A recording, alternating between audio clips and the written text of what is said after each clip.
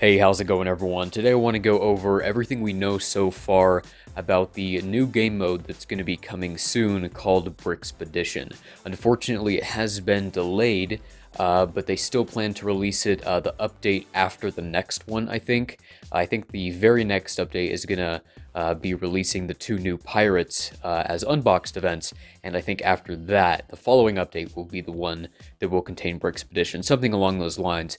But basically, it is coming soon. So, what is it? Well, basically, it's going to be a single player multi day event. So, you're not going to be directly competing with anyone, and you're not doing this with your guild. It's just a single player event. And it's also going to be run over the course of multiple days. We don't know exactly how many, but we do know that it's more than one.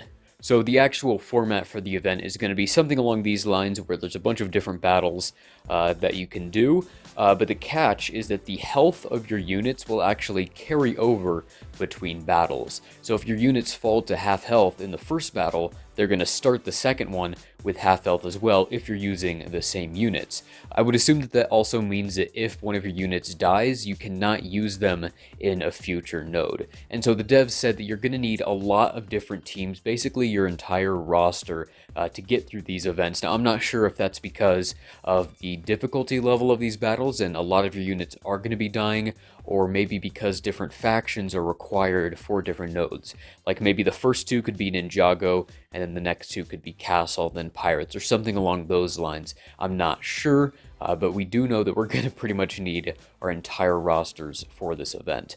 And then there's also going to be a thing called explorations, where we can send a character off on an exploration where they're not going to be doing anything. They're just kind of sent off, and then that will give a bonus to the teams that are actually doing the battles. So my guess is there will be some kind of screen that we can open up where we can assign units to different slots.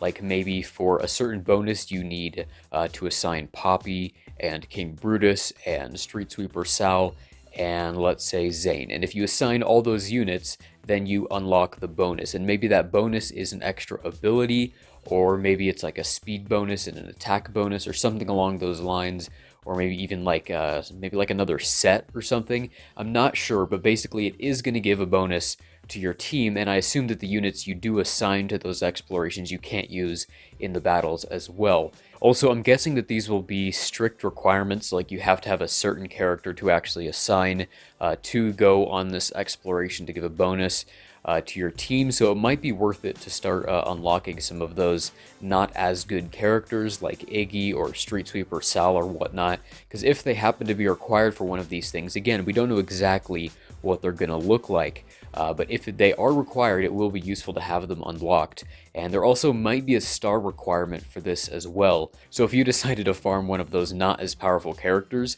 like Sal, all the way up to 7 stars, that might actually be useful for this event. Now, the main rewards for Brixpedition are going to be set tiles and maybe character tiles, but we do know that set tiles are confirmed. They're going to be releasing new sets here shortly into the game, and those will be accessible through Brixpedition, and also lots of gold, which will be great because gold is the worst crunch in this game right now. It takes millions and millions of coins just to max one character, so it's going to be really nice to have another way to gain large amounts of coins. And then there's going to be other rewards as well. I would assume maybe gear and XP scrolls, but I wouldn't be surprised if they had like ability materials, like ability elixirs, or even set tools, because currently I think you can only get the tier 3 set tools from the master shop, and it takes forever to get those. So it'll be nice to just have more ways to get these different types of materials. So if you want to get prepared for Brixpedition,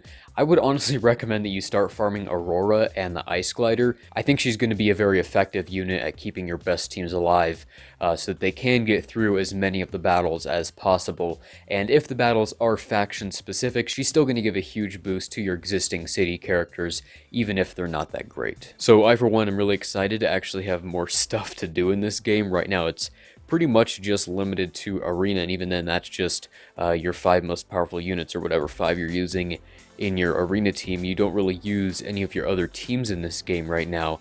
They're not needed for anything besides events, and even after you complete those, you pretty much just loot them. So it'll be nice to have a daily thing to actually do in the game. And the most important takeaways are that it is going to use multiple teams, and the main reward is going to be gold, which is really going to help alleviate the massive gold crunch in this game. All right, that's about it for this one. Thanks for watching.